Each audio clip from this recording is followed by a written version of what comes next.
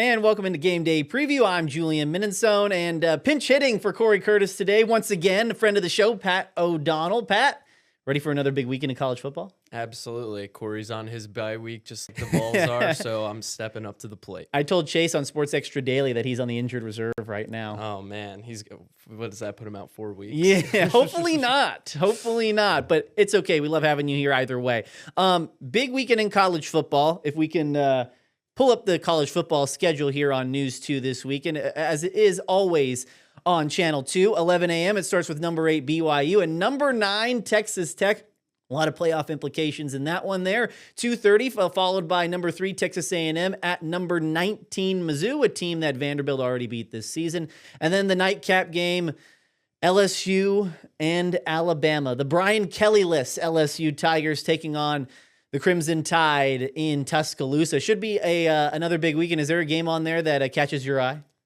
Honestly, it's the 11 a.m. kick. That's going to be big in the college football playoff race. I think the winner of that kind of has the driver's seat in the Big 12 race. So, you look at the other two games. I do like Texas A&M, Missouri. That looks fun, but at the same time, Missouri just had Pribula go down here in Nashville. That's tough. And then again, Brian Kelly's gone at LSU. So lose a little luster from those two games. Yeah, hopefully they're competitive for our sake here on Channel 2. Right. Yeah, but we wanted to start with the Vanderbilt Commodores. Coming off of a bye week, or at least a loss to Texas, I should say, and then coming back to take on Auburn this weekend. Tough one. I think it's going to be a lot tougher than a lot of people are giving credit for. Auburn has a little bit of a quarterback controversy with Ashton Daniels starting instead of Jackson Arnold. They made the change last week. But I think this one, Pat, is going to come down to, can Vanderbilt run the ball and can Auburn stop Vanderbilt running the football? Because last week against Texas, Vanderbilt ran for 58 yards. Now, I know a lot of that was due to the fact that first play of the game, Texas gashes them for, an 80-plus yard touchdown, Ryan Wingo. And they're basically playing catch-up the entire way. But the inability to run the ball for Vanderbilt, that everything is predicated on that, what they like to do and how successful they are, is because they have a trio of running backs back there that could impact the game in multiple ways, and it opens things up and makes things a lot easier for Diego Pavia. And particularly in that game, and even a little bit in the Mizzou game, up until the explosive run by Mikaelin Young, they had some trouble running the football, and the offensive line is maybe coming back down to earth a little bit. How do you see this one playing out? Well, it's gonna be a really good game.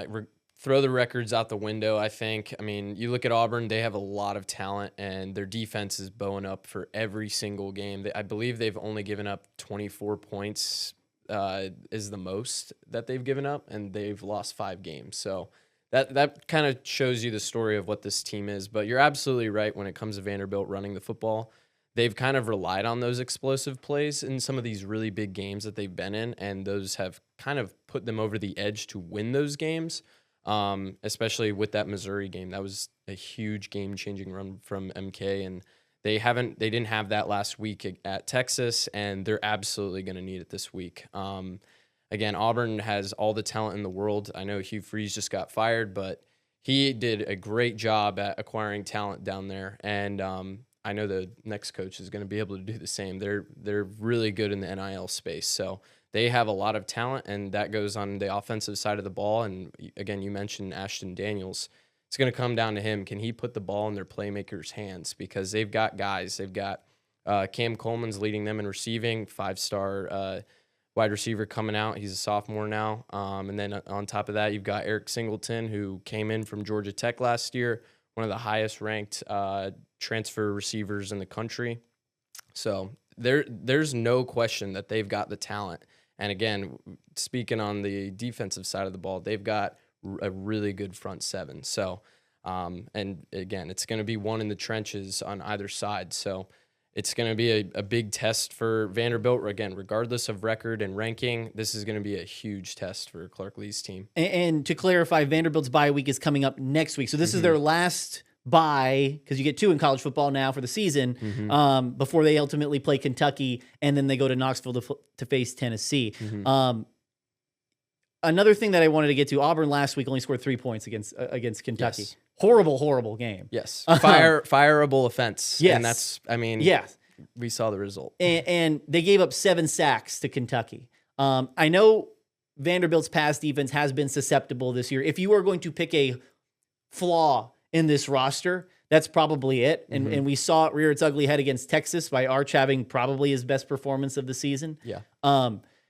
However, I think if you're looking at a get right game from the defense's perspective, when you have a guy named Ashton Daniels, who wasn't the starting quarterback to start the year, a team that just fired their head coach, underperforming for Auburn standards, and an offensive front that's susceptible to a pass rush, this could be the get right game for Vanderbilt's defense after a poor showing this past weekend. Absolutely. And I think it's going to really, the first quarter is going to be so important. And I think we saw that in Austin this past week with Vanderbilt.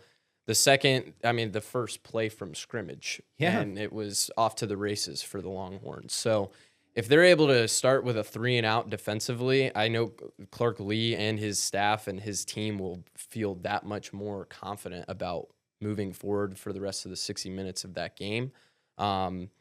It's really going to come down to how they start, and on both sides, really, because, again, we saw last week how quickly that got out of hand. And, again, this has been a second-half team all year, but if it's too much too late, it's not going to matter. So they're going to have to get off to a hot start, and, I just think that this is going to be a huge first 15 minutes for both sides because, again, this is an interim staff at Auburn, so who knows? They could be coming in there and saying, hey, let's let it fly a little bit. What do we have to lose? You always see that interim coach boost, right? And the Vanderbilt Commodores are hoping that doesn't happen to them. I will say, and I know we're going to talk about the college football playoff later in the show, but pretty favorable the rest of the way for Absolutely. Vanderbilt. You only have 2 losses, and you got Auburn, Kentucky, and then the big one in Knoxville to end the season. You're pretty much still in the driver's seat for a pretty good spot at the playoff. And even though they just, got their second loss handed to them by Texas, they're still optimistic, and we actually heard that optimism at practice here from the Vanderbilt Commodores. We're in a position that our school hasn't been in a while, and so I think that we understand that, and it's not necessarily putting pressure on us, but we know that we have a responsibility to take care of every single week, every single day, and we're trying to attack every single day like that. We had our mission set a long time ago, and we're right where we want to be, and we're just going to keep progressing and just keep doing what we got to do to win. You've been here for Clark's. I think they still have a pretty good shot at it. Absolutely. They're going to need some help, and I think a lot of again, we're going to get into the rankings a little bit later, and I'll kind of do my spiel there. But where they're at right now, 16 is a very good spot. They're going to need some help for sure, and they've got to hope that some of these, like last year where you had Clemson beat SMU and kind of get 2 ACC teams into the playoff, and that kind of left Alabama out and some of these other SEC teams.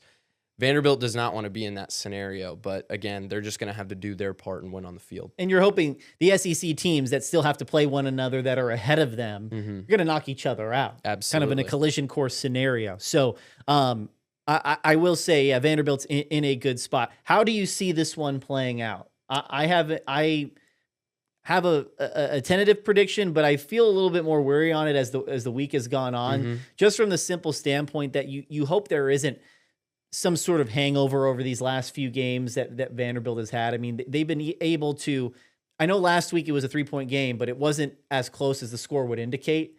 And maybe you saw this loss coming in a way because Missouri game was a little bit ugly and they really had to grind that game out. Yeah. Are you anticipating a bounce back week or another one where they leave saying, "Woof, man, we're lucky we got out of that one"? I think this is going to be a closer game. I'll go ahead and say like 28-20. I think will be the final score. In favor of the Commodores.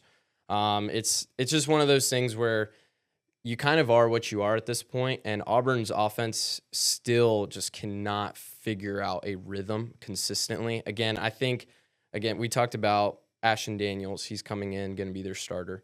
He's probably the better option. We've seen a little bit more rhythm with him, but at the same time, they just keep stalling out on these drives with Auburn, and I just don't know that it's going to work out for them on the road in this kind of game, especially where when we're talking about Vanderbilt, this is a must win if they want to get to the playoffs. So I'll go ahead with and take the Commodores in a close game. I do think it's going to be a dogfight, a 4-quarter game, but I'll take Vanderbilt. Ashton Daniels, just for context, his numbers against Kentucky: 13 of 28, 108 yards, and an interception. But he was sacked 5 times, 7 total, including the game he came in against Arkansas, where he was 6 for 8 in that game. I'm gonna go. I think it's gonna be a close game too. Originally, I had predicted 28 to 17. I think it might be even lower scoring than that. You might be right. And I think Vanderbilt is okay with it, but Auburn's also okay with it. So I'm sticking with the 17. I might go 21 to 17 or 20 to 14, something like that. I don't think a lot of points are going to be scored. I think also maybe the best solution is to not find out if Ashton Daniels is starting to put it together and have another year or another week under his belt and see what he could do with a full week with an interim head coach. I think the idea of running the ball and winning time of possession is going to be huge. It always is, especially for a team like Vanderbilt, who may be susceptible defensively. Keeping your offense on the field sometimes is the best defense, against another team. And so that's kind of what I'm anticipating there. Now, on the other side of the break, we still got to talk some Tennessee Volunteers too. They have a bye week, but there is still a lot to talk about with the Vols. Of course, their playoff chances may be all but shot, but they're still keeping the faith that there is a lot to play for the rest of the way this season. We'll talk about it here on Game Day Preview. Stay with us.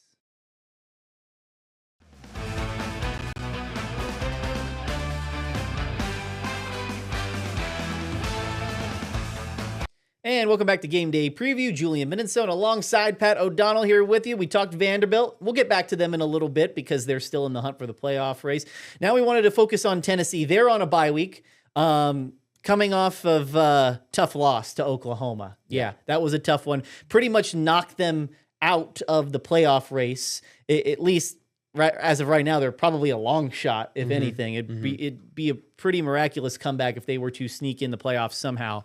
But they have a bye week, and the bye week is usually a time for reflection. It's usually a time to try to improve what you did as a football team and try to make something the rest of the way. After the bye week, they have New Mexico State, which is a get-right game, as we were talking about in the break. And then they go to Florida, which is always a big game, no matter what the records are in a rivalry game like that. And they have trouble at the Swamp, and we'll talk about that in a second. And then they end with Vanderbilt, which could very well be a spoiler game. And I don't know what's going to happen if Vanderbilt can play into the playoffs and Tennessee can knock them out.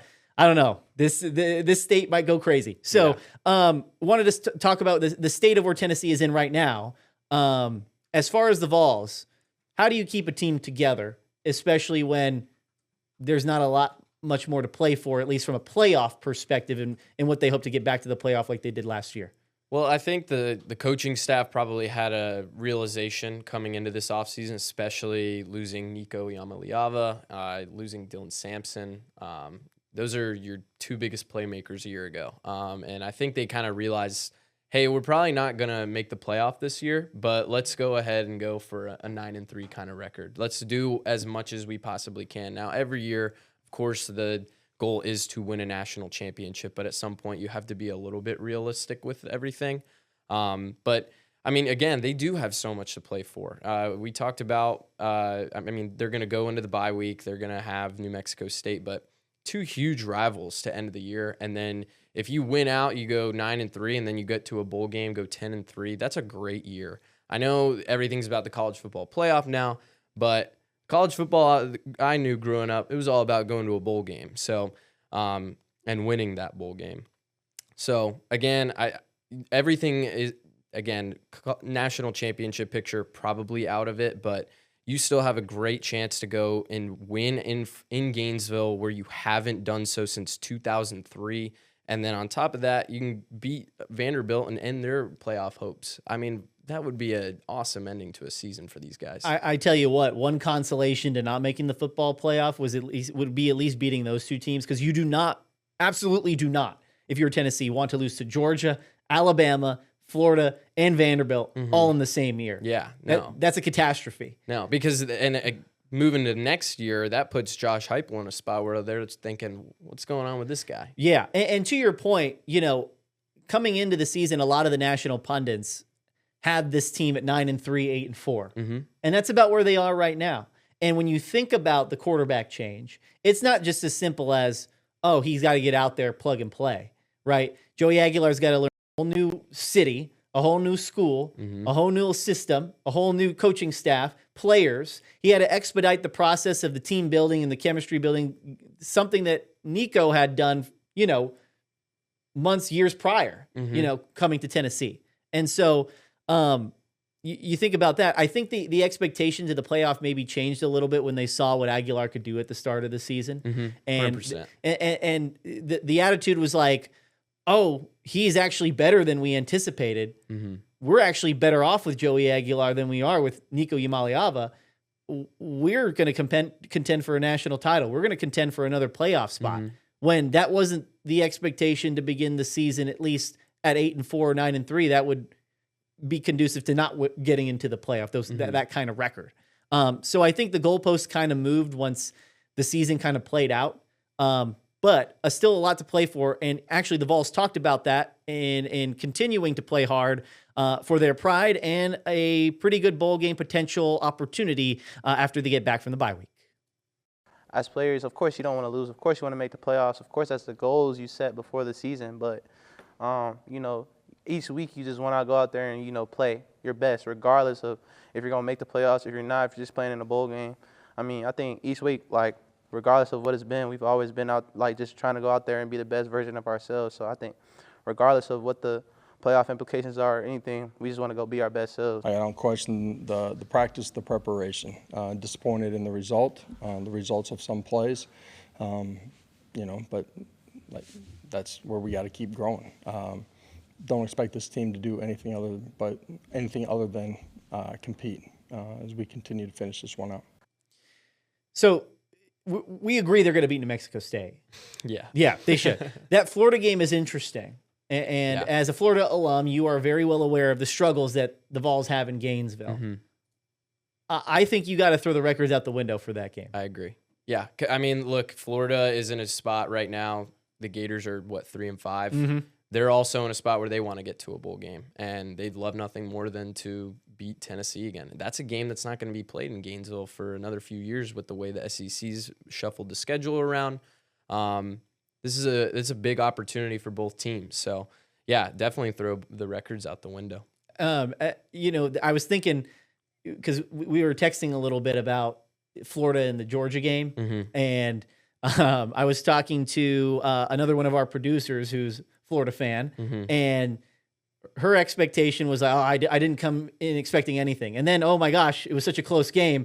I'm expecting something, and then disappointment. And I told her, I was like, well, at least you feel something, For this Tennessee game, kind of the same attitude when you're facing a Vols team. It doesn't matter, whether you're knocking them out of the playoff spot or whether both teams are not projected to go to a bowl game. Still a big game, nonetheless. Good old-fashioned hate. This is the SEC. It just means more. Yeah, absolutely. Well, as far as where Tennessee stands in the college football playoff ranking, they came in at 25th in the first CFP ranking of this season. Vanderbilt came in at number 16, as we talked about a little bit earlier in the show. Now, Tennessee, it's going to be a long shot, right? They're technically in the party as far as the picture goes there, but we're not expecting anything crazy to happen with 3 losses and an uphill climb, right? I said Vanderbilt, excuse me. They're right next to each other, Virginia and Vanderbilt. But Tennessee needs a 2007 kind of season to happen all over again. And, Vanderbilt needs some help. But Tennessee, it's going to be quite a climb. And, they're going to have to, beat everybody 60-0 type of score, and there's just going to have to be chaos all within the top 25 for them to even sniff the top 12. And Vanderbilt, they're at 16, as you guys can see on your screen. They have Auburn, Kentucky, 2 very winnable games that Vanderbilt is going to be favored in, and then they go to Knoxville to face Tennessee. What do you think that's going to be like when ultimately, if what we're predicting becomes true, that Vanderbilt goes into Knoxville and Vanderbilt has a chance to win and get into the playoff, and Tennessee has a chance to beat them and knock them out? Well, one, I do think Tennessee will be favored in that game, like a slight favorite, especially because they've got the home crowd. But I mean, that's going to be one that's going to do numbers for us. But Yeah. two, that's going to be that's going to be a cinematic experience. We haven't seen that game ever with those kind of implications. So, I mean, sure, we've seen it where Vanderbilt's on the side of, hey, maybe we can knock them out. But this is the best, matchup of that game in my lifetime. That's for sure. Yes, indeed. And based on those rankings, we have a bracket, a projected bracket as it stands right now. Remember, it's a little bit different this year. 5 highest ranked conference champions, and then the 7 highest ranked teams after that. That leaves is what you see on your screen right there. Ohio State #1 is the top seed, getting the bye. The top 4 seeds, I should say, all get a bye. Ohio State, Indiana, Texas A&M, and Alabama. And then there's the projected first round matchups. Now, when you think of the 5 highest ranked conference champions, there's 4 in there, and then Memphis is not ranked in the top 25, but they would be that group of 5 highest ranked conference champion as it stands right now. That's why they are the 12 seed. Who knew out of the teams here in Tennessee that Memphis would be the one that gets into the big dance, comes sliding in. When you make it that bracket right now, I know things are going to change a lot, right? Especially as these teams start to play one another.